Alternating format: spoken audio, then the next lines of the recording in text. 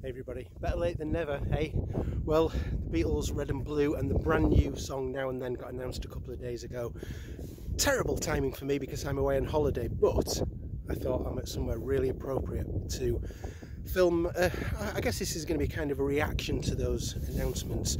I am at the John Lennon Imagine Peace Tower just off on Fide Island near Reykjavik. If I swing round, there's Reykjavik behind me, capital of Iceland. I'm going to do a separate video all about this Peace Tower and what it is, but this basically just shines a huge light into the sky every night from John's birthday 9th of October through to the anniversary of his death on the 8th of December, but more of that in another video coming very soon. This is about Red and Blue and Now and Then. So every Beatles YouTuber has done their announcement video by now with all the details and everything. There's no point me going over all the configurations because, you know, every man and his dog has done that, and I would have done had I been at home. But I'll give you my thoughts because I've had a long time to think about this. Let's start with Now and Then. It's been described as the final Beatles song. So very interested to hear this. I mean, I've avoided the demo a lot over the years. I've only really ever heard it a couple of times, so it will still be quite fresh to me. I am very much looking forward to it. In terms of what they've done with the song, it's going to be very interesting. There was a lot of confusion created a couple of months or so back where people thought, oh, they've artificially generated John's voice, and we know that that's not the case. The AI factor of this release is all about taking that really old demo tape that Yoko handed to Paul back in the 90s and cleaning up the voice, getting rid of the things that are getting in the way of John's voice to just leave John's voice in as clear as possible as we can get it. So there's no worries about, you know, his voice has been created by a computer. That's not happened. Also very interesting that, you know, all four Beatles are on this. George Harrison recorded his parts back in the 90s. It's been suggested that George didn't think much of this. Is it the song that he didn't like? Is it the quality of the cassette recording that was used back then? We're still not quite sure, but we know that George recorded parts for this back during the anthology sessions.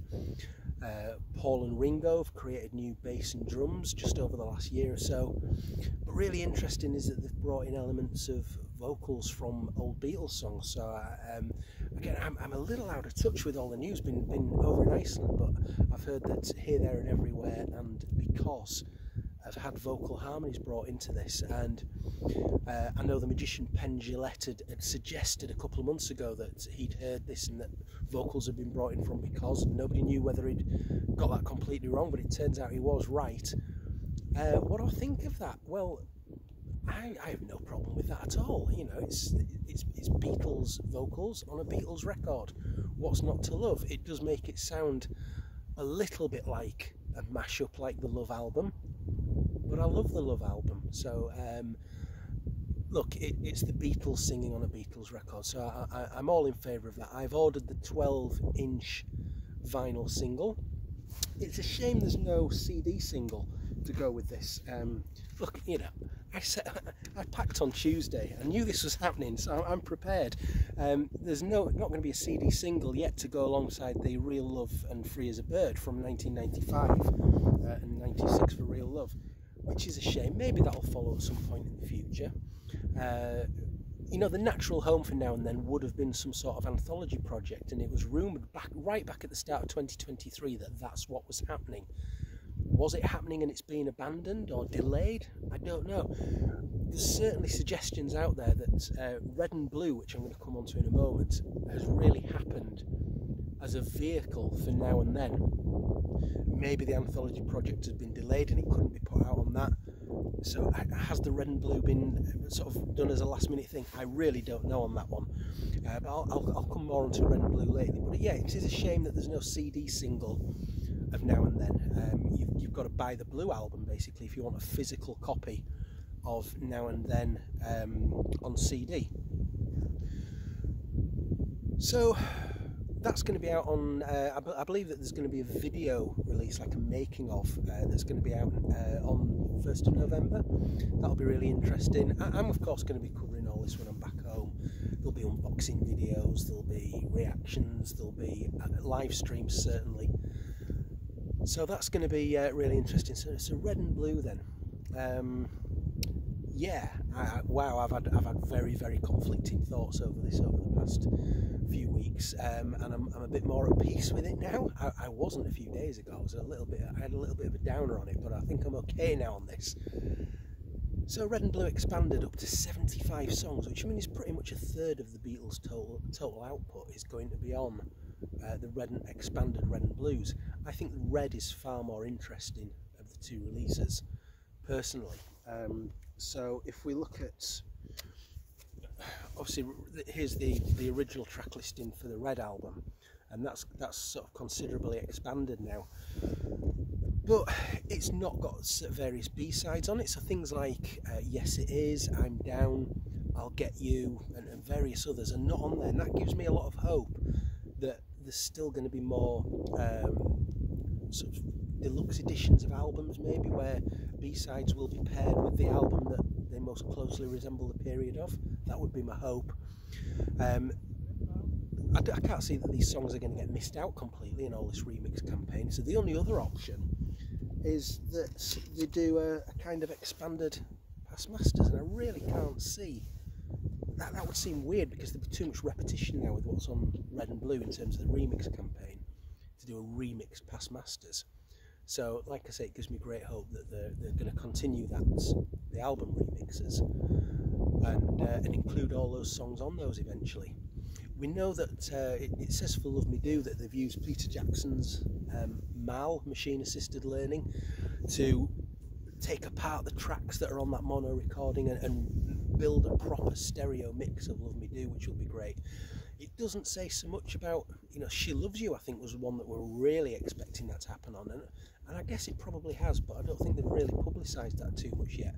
My guess is that in this first week of this campaign that they're focusing on Now and Then, all the publicity will be on that, and then maybe once Now and Then is out, the build-up will shift to the Red and Blue albums, and they'll hopefully then sort of give us a lot more information about all the amazing things that they've done with those early songs in terms of being able to take them apart with that technology and rebuild them. So that would be my hope there.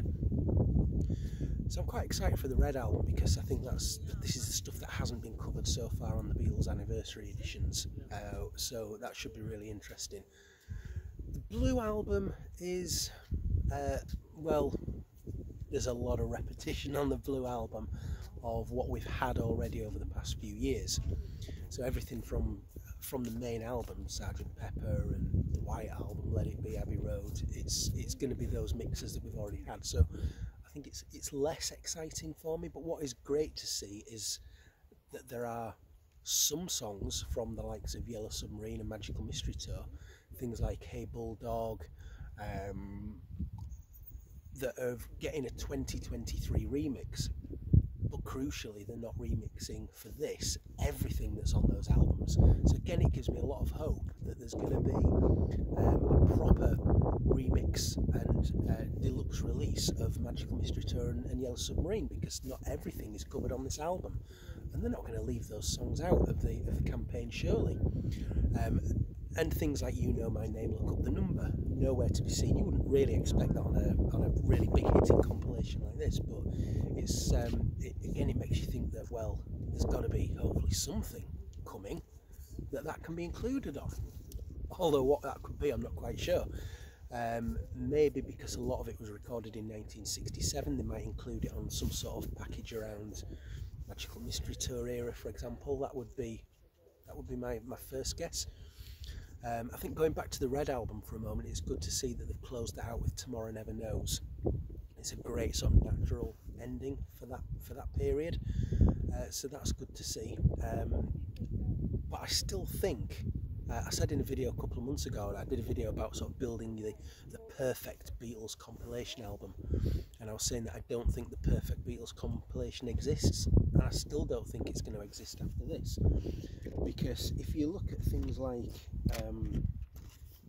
Past Masters, the two past masters albums, you could write a computer formula and come up with the exact track listing for that. You know, if it was released by them during the career and it wasn't on one of the studio albums, then put it on that. So it gives you a great compilation, but it's a bit weird. Some of the track listing, you look at that if you were a casual fan and think, what the heck is this doing on here? What's that doing on there? And then you get something like the One album, which again was written by a formula. If it reached number one in the UK or it reached number one in the US, put it on here. So you have some admissions like Strawberry Fields Forever that's not on there, and you think, well, you know, that's a shoe-in for a Beatles compilation, and it's not there, so that's not perfect either. And Red and Blue, you know, as good as it is, again, it's got vital things that were missing then and are still probably missing now. So I still don't think the perfect Beatles compilation exists. So whether we'll ever see that, I don't know. But you know, it's a playlist era now, isn't it? We can all make our own up. So in terms of Red and Blue, I think, yeah, I'm really excited for the Red, especially because what have they been able to do with the new technology to those older tracks. It'll be really interesting to see. Blue, there's a lot of repetition, but I've still ordered the 6 LP box set, of course, and both the two CD sets. I'll be getting those hopefully on the day of release, and I'll be, like I say, I'll be doing live streams and all sorts of things around this. So make sure you stick with me if you want to see that. So yeah, from the Imagine Peace Tower, let's go and touch it, shall we? Let's touch the Imagine Peace Tower, where I'm going to be doing a separate video where I'll talk about the history of this and what it is and why it's here and everything. From Reykjavik, thank you very much for joining me a couple of days late, and I'll see you again very soon. Bye bye.